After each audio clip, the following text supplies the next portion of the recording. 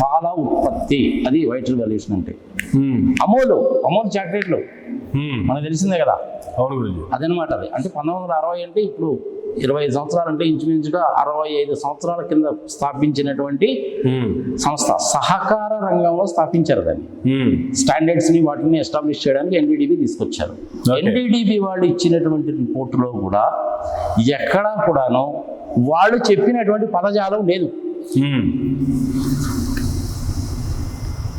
కూరగాయలు అంటే వెజిటబుల్ ఆయిల్స్కి సంబంధించినటువంటి అవశేషాలు ఉన్నాయి అని మాత్రమే ఇచ్చారు. అక్కడ ఉండే అవకాశం ఉంది అని వాళ్ళు రిపోర్ట్ ఇచ్చారు. కానీ చంద్రబాబు నాయుడు గారు ఏం చెప్పారు? ఆ దిక్కుమాలిన పదజాలం అంతా ఉపయోగించి చెప్పాడు.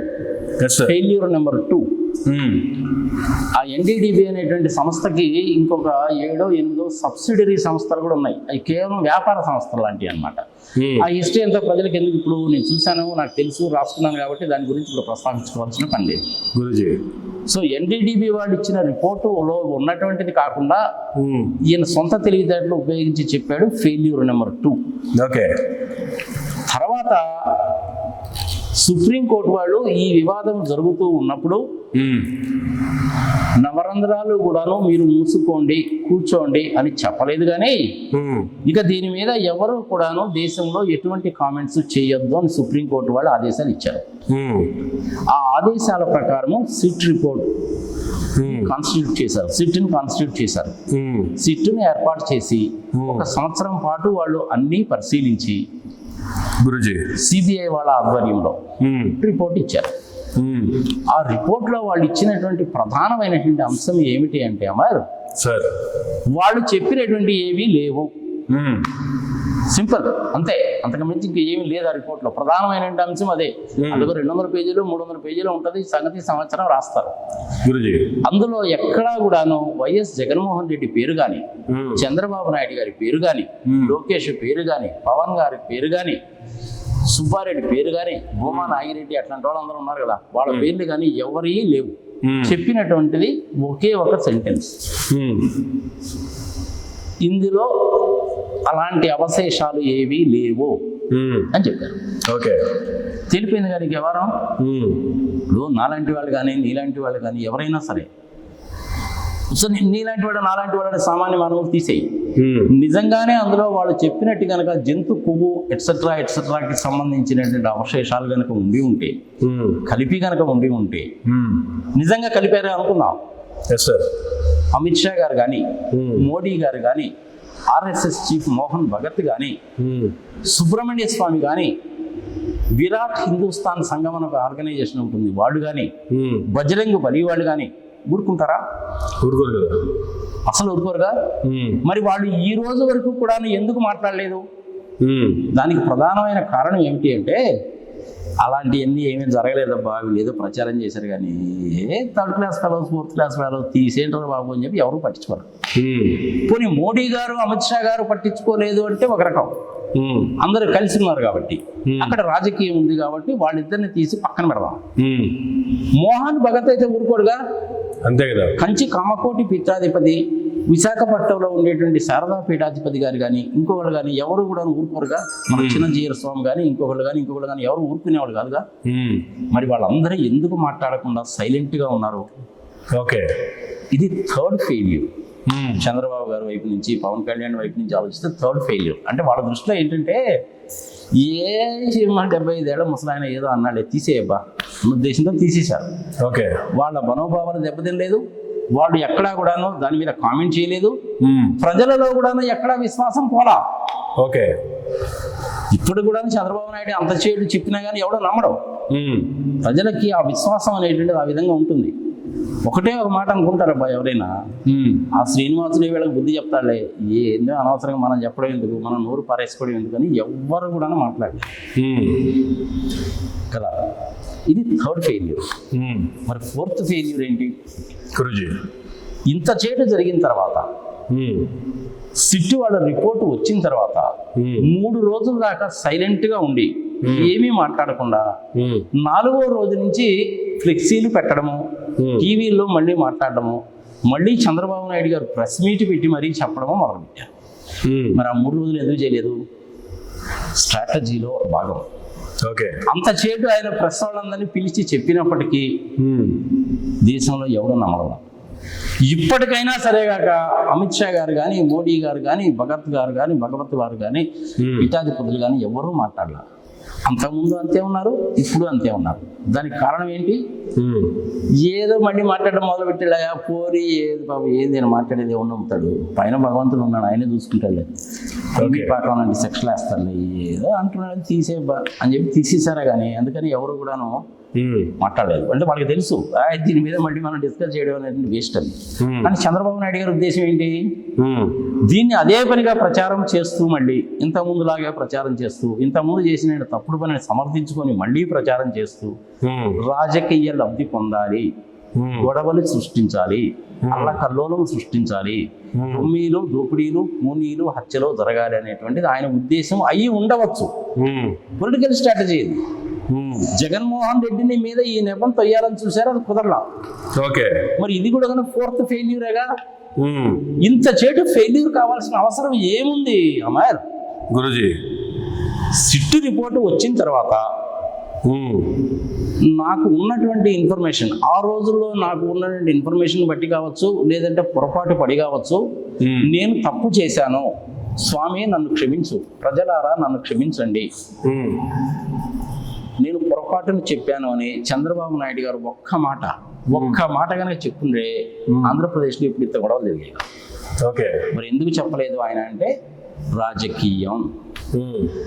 ఎటువంటి టైప్ ఆఫ్ రాజకీయం అంటే ఒక రకంగా కనుక చెప్పాలంటే దుష్ట రాజకీయం. తెలుగులో సామెత చెప్తారు కదా, కింద పడ్డా కానీ పై చేయి నాజే అంట. ఎట కుదురుతుంది? అది కుదరదు. ఇది 4వ ఫెయిల్యూర్. ఇంకా దీని గురించి ఇంతకంటే చెప్పుకోవాల్సిన అవసరం ఉందా? గురూజీ, ఇంత జరిగినా కూడా మళ్ళీ చంద్రబాబు నాయుడు గారు చేస్తున్న కామెంట్లు చూస్తే వెంకటేశ్వర స్వామి చాలా గొప్ప వ్యక్తి, ఆయన ఎవరిని వదిలిపెట్టడు, అలాంటి వాళ్ళందరికీ శిక్ష పడేలాగా ఆయన చూసుకుంటాడు, నేను ఆయన భక్తుడిగా ఆయన మీద నమ్మకంతో ఆయనకే వదిలేస్తున్నాను కామెంట్లు చేస్తున్నారు మళ్ళీ. అదే కదా మరి దీన్ని ఏమంటారంటే పిలిచి పండు రాళ్ళు కొట్టించుకోవడం అంటారు. అసలు యాక్చువల్గా ఇన్వెస్టిగేషన్ అంటే ఎక్కడి నుంచి మొదలు పెట్టాలి? మరి నువ్వు అడుగుతున్నావు కాబట్టి చెప్తున్నాను నేను.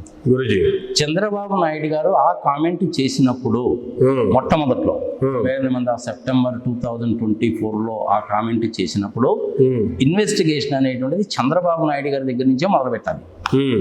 దేని ఆధారంగా మీరు ఈ కామెంట్ చేస్తున్నారు, ఈ విధమైన పదజాలాన్ని ఉపయోగిస్తున్నారు అని అడిగి ఉండాలి. ఓకే. అది అసలు ఇన్వెస్టిగేట్ చేయాల్సినటువంటి మొట్టమొదటి పాయింట్. సిబిఐ వాళ్ళు అవన్నీ కూడా చేసే ఉంటారు.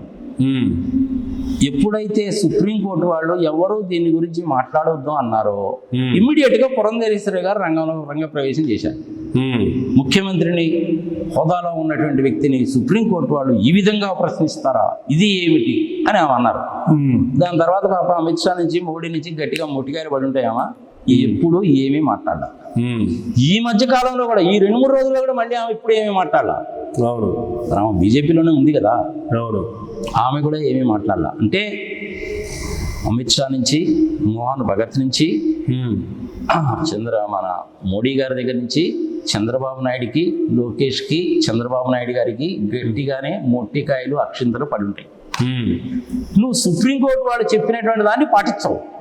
సుప్రీంకోర్టు ఆధ్వర్యంలో చేసినటువంటి సిట్టుని ఒప్పుకోవు, సిబిఐని ఒప్పుకోవు, సుప్రీంకోర్టుని ఒప్పుకోవు. మరి నువ్వు దేన్ని గౌరవిస్తావు? భారత రాజ్యాంగాన్ని గౌరవించవు, సుప్రీంకోర్టు ఆదేశాలని గౌరవించవు, సిబిఐని గౌరవించవు, సిట్ రిపోర్ట్ని గౌరవించవు. ఇంకా దేశంలో ఉన్న ప్రధానమైన సంస్థలు ఎన్నో ఉన్నాయి. ఇందులో యాక్చువల్గా ఒక ఎక్స్పర్ట్ని కూడా తీసుకున్నారు, ప్రజలకు కూడా తెలియాలి కాబట్టి చెప్తున్నాను. Indian Council of Agricultural Research అని ఇప్పుడు 1960లో ఎస్టాబ్లిష్ చేసినటువంటి ఇన్స్టిట్యూషన్. అది ప్రపంచ ప్రఖ్యాతిగాంచినటువంటి ఇన్స్టిట్యూషన్. అంటే IIT, IIM, Indian Institute of Sciences Bengaluru, Birla Technologies, Harvard University, Stanford, Columbia ఇట్లాంటి యూనివర్సిటీస్తోనూ ఆ సంస్థలకు ఉన్నటువంటి పేరు ఎంతముందో Indian Council of Agricultural Research ICAR అంటారు, దానికి కూడా అంత పేరుంది. అలాంటి సంస్థలను కూడా నేను నమ్మను. వాడు ఇచ్చిన రిపోర్టు తప్పు, మేము సైంటిస్టులతో మాట్లాడుతున్నాము అంటే ఇంక మీరు ఎవరిని నమ్ముతావు? సుప్రీంకోర్టుని నమ్మవు, రాజ్యాంగాన్ని నమ్మవు, ఐసీఆర్ని నమ్మవు, సిబిఐని నమ్మవు, ఇన్కమ్ ట్యాక్స్ని నమ్మవు, ఈడీని నమ్మవు, సిట్ని నమ్మవు. ఎవరిని నమ్ముతారు మీరు? నేను చెప్పిందే కరెక్ట్ అనేసి అంటే ఎట్లా? చంద్రబాబు నాయుడు స్థాయి అంతా ఒక రాష్ట్రానికి ముఖ్యమంత్రి గౌరవం ఇవ్వాల్సిందే. ఇంతకుముందు దేశానికి ప్రధానమంత్రులుగా ప్రెసిడెంట్గా చేసినటువంటి వాళ్ళందరికంటే కూడా ఈయన ఉన్న గొప్ప మనిషి. పివి నరసింహారావు గారు జేఎంఎం కేసులో సుప్రీంకోర్టు ముందు హాజరయ్యాడుగా. అంతకంటే ఏమైనా గొప్ప వ్యక్తి అయినా? ఐ థింక్ వెంకటరామన్ అనుకుంటాను, వెంకటరామన్ ఆర్ వివి గిరినో ఎవరో, కరెక్ట్గా పేరు గుర్తులేదు నాకు. ఒక పర్టికులర్ విషయంలో ప్రోటోకాల్స్ అన్నీ తీసి పక్కన పెట్టి ఆయన సొంత కారులో డ్రైవర్ని తీసుకొని సుప్రీంకోర్టుకు వచ్చాడు ఒకనొక పర్టికులర్ సందర్భంలో, ఒక పర్టికులర్ కేసు విషయంలో. కరెక్ట్గా రాష్ట్రపతి గారి పేరు గుర్తులేదు నాకు. అంతకంటే గొప్ప వ్యక్తి అయినా కాదుగా. శతకోటి లింగాల్లో గోల్డింగం ఒకడం అంటారు సార్, అలాగనమాట. కానీ ముఖ్యమంత్రి హోదాలో ఉన్నటువంటి మనిషికి ఆ సీటుకి మనం ఆ గౌరవము, ఆ మర్యాద, ఆ ప్రోటోకాల్స్, ఆ పదజాలాన్నే ఉపయోగించాలి. చంద్రబాబు నాయుడు గాడు అనేటువంటి థర్డ్ క్లాస్ లాంగ్వేజ్ని వాడకూడదు. అవతల వాళ్ళు వాడితే వాడారేమో వదిలే, అది వాళ్ళ విజ్ఞతకు వదిలేద్దాం. మనం మటుకు వాడకూడదు. ఒక ముఖ్యమంత్రిని సంబోధించేటప్పుడు గౌరవనీయులైన ముఖ్యమంత్రి గారు, గౌరవనీయమైన ప్రధానమంత్రి గారు అని మాత్రమే మాట్లాడాలి. అదే రాష్ట్రపతి గారికి అయితే her excellency the president of India missus Murmu గారు అని మాత్రమే సంబోధించాలి. టీవీ5లో సాంబశివరావు ఒకసారి ఏమని సంబోధించాడు తెలుసా ట్రంప్ గారిని? డబ్బా రేకుల ట్రంప్ అన్నాడయా. అంటే ట్రంప్ అంటే నీకు అంత లెక్క పక్క లేదా? డబ్బా రేకుల ట్రంప్ ఏంటి? తప్పు కదా. ప్రోటోకాల్స్ అంటూ ఉంటాయి, దానికి గౌరవం ఉంటుంది. ఇప్పుడు నాగార్జున రెడ్డి అనడానికి నాగార్జున రెడ్డి గారు అనడానికి తేడా ఉంటుందా లేదా? అంతే కదా. ఇప్పుడు చంద్రబాబు నాయుడు గారే ఉన్నారు, చంద్రబాబు నాయుడు గారిని చూడడానికి నేను వెళ్ళాను, అపాయింట్మెంట్ ఇచ్చారు, వెళ్ళాను. నార్మల్గా ఏం మాట్లాడతారు? రండి నాగార్జున రెడ్డి గారు కూర్చోండి అని అంటారు, అంతేగాని ఏ నాగార్జున కూర్చో అని అంటాడా? అండు. అంతే కదా. ఆ మాత్రం విఘ్నత ఉంది చంద్రబాబు నాయుడు గారికి. కానీ ఈ లడ్డు విషయంలోకి వచ్చేసరికి చెప్పింది అబద్ధం అన్న సంగతి ఎప్పుడైతే తేలిపోయిందో, అనవసరంగా నోరు పారేసుకున్నాను అన్న సంగతి తేలిపోయిందో, దాన్ని కప్పిపుచ్చుకోవడానికి ఇంకా ప్రయత్నించడం అనేటువంటిది ఫెయిల్యూర్ నెంబర్ 5. చేయకూడదు ఆ పని. ఓకే, సింపుల్గా బయటకు వచ్చేసి ప్రెస్ మీట్ పెట్టినా పెట్టకపోయినా ఇంకోటైనా ఏదైనా టీవీ ఛానల్లో కానీ లేదంటే ఆయనకైనా ఒక ప్రెస్ స్టేట్మెంట్ కానీ ఇచ్చుంటాయి. నాకు ఉన్నటువంటి ఇన్ఫర్మేషన్ ఆధారంగా నేను ఆ రోజు అలాగా చెప్పాను, సిట్ రిపోర్ట్ వచ్చింది, నేను గౌరవిస్తున్నాను దీన్ని, నేను తప్పు మాట్లాడాను, ఇన్ఫర్మేషన్ లేకుండా మాట్లాడాను, నన్ను క్షమించండి అని కనుక ఒక్క మాట అంటే అయిపోయింది. ఆయన ఆ మాట అరగకపోవడం అనేటువంటిది 6th ఫెయిల్యూర్ కదా. ఓకే, ఎన్ని ఫెయిల్యూర్స్ చేసుకుంటారు మీరు? ఇవన్నీ చెప్పాల్సింది పోయి రివర్స్ లో మళ్ళా కల్తీ జరిగిన మాట నిజం అనేటువంటి దాన్నే చాలా ఎక్కువగా ప్రత్యేక చెప్తున్నారు. అవే హోర్డింగ్లు ఇస్తున్నారు. ఆ హోర్డింగ్లు పోలీసుల్ని, టీడీపీ కార్యకర్తల్ని కర్రలిచ్చి మరీ కాపలాగా నిలబెడుతున్నారు. ఆ హోర్డింగ్లు పీకడానికి వీలు లేదు అని. సరే, నువ్వు ఈ లడ్డు అనేటువంటి విషయాన్ని ఇంతటితో ఆపేసి అంబటి రాంబాబు గారి మీద జరిగినటువంటి దాడిని గురించి అడగాలని కూడా నువ్వు అనుకుంటున్నావు కదా. దీనికి కంటిన్యూషన్ గా అది చెప్తున్నావు. దీన్ని నువ్వు ఇంతటితో కట్ చేయి. 6 ఫెయిల్యూర్స్ చెప్పాను నేను. ఇప్పటికైనా సరే, ఈ క్షణానికైనా సరే అమర్ చంద్రబాబు నాయుడు గారు ఒక్కసారి ఒక్క స్టేట్మెంట్ కనుక ఇస్తే అంతా చల్లబడిపోతుంది. ఓకే, ఒప్పుకున్నారు చంద్రబాబు నాయుడు గారు. 35 ఏళ్ల వయసు నుండి మనిషి అయినప్పటికీ, 45 సంవత్సరాల ఎక్స్పీరియన్స్ ఉన్న అంత చెడు సెల్ఫ్ డబ్బా కొట్టుకున్నప్పటికీ ఈ విషయంలో తప్పు ఒప్పుకున్నాడు. ఒప్పుకోవాలరా చంద్రబాబు నాయుడిని అంటారు. నేను కూడా అదే మాట అంటాను. ఒక చంద్రబాబు నాయుడు గారు ఒప్పుకోవాలా, పవన్ కళ్యాణ్ గారు కూడా ఒప్పుకోవాల్సిన అవసరం ఉందంటారా? లోకేష్ కూడా ఒప్పుకోవాలి. చూసావా, పవన్ కళ్యాణ్ కానీ లోకేష్ కానీ ఎక్కడ రాలేదు. కేవలం చంద్రబాబు నాయుడు వచ్చి ప్రెస్ మీట్ పెట్టాడు. దాని మీద, ఆ ప్రెస్ మీట్ మీద విజయ్ కేసరి అని ఆంధ్ర పాడ్కాస్ట్ అని ఒక వీడియో చేశాడు. నేను రాత్రి చూశాను, చాలా బాగుంది ఆ వీడియో. అది నేను ఆ లింక్ పంపిస్తాను, ఆ లింక్ కూడా పెట్టు. యాక్చువల్గా సిబిఐ వాళ్ళు, సిట్ వాళ్ళు చేసిన ఎంక్వైరీ కంటే ఇంకా బాగా ఎంక్వైరీ చేసినట్టున్నాడు అతను. మొత్తం చాలా డీటెయిల్గా చెప్పాడు. రియల్లీ నీ టీవీ ద్వారా నేను ఆ విజయ్ కేసరి ఆంధ్ర పాడ్కాస్టర్కి కంగ్రాచులేషన్స్ చెప్తున్నాను. చాలా బాగా చెప్పాడు. I wish that boy to grow day by day and I wish him all the best. చాలా బాగుంది. ఎందుకంటే 6 ఫెయిల్యూర్లు గుర్తుపెట్టుకో అంతే. Right sir, right.